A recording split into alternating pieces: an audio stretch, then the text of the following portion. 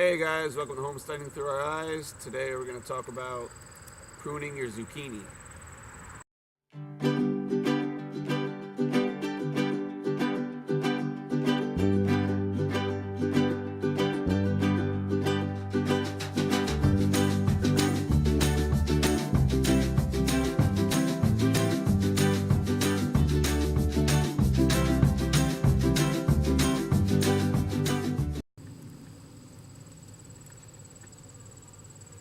So this late in the season, usually your zucchini plants end up getting a white mold that looks like that.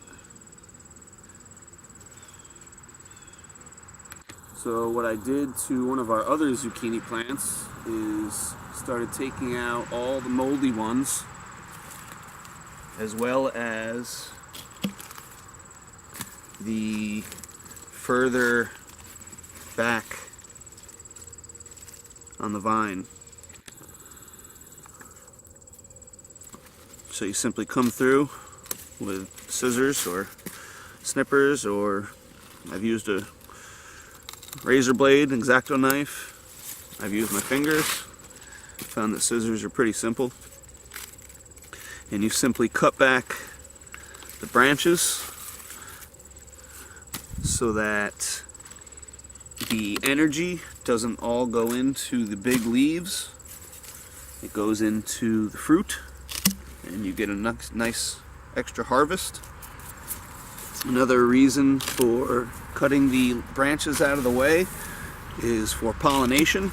You can imagine if you're a bee flying above this with all these big branches and leaves in the center. You're looking down, you can't really see the yellow, so you don't come in here. So this will help with the bees being able to see the yellow, and they'll fly on in and pollinate your zucchini. So you can go pretty heavy on these.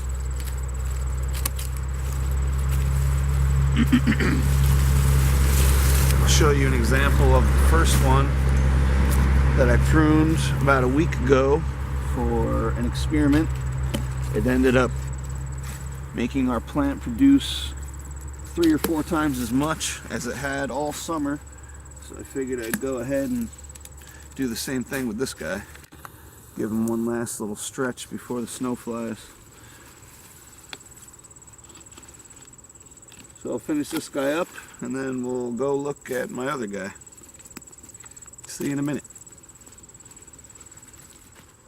So I'm all done with this guy.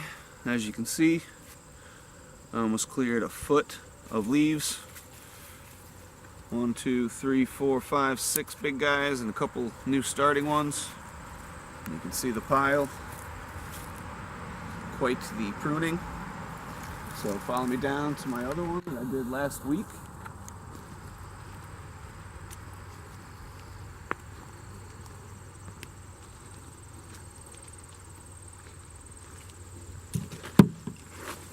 So as you can see, there's a few different spots starting.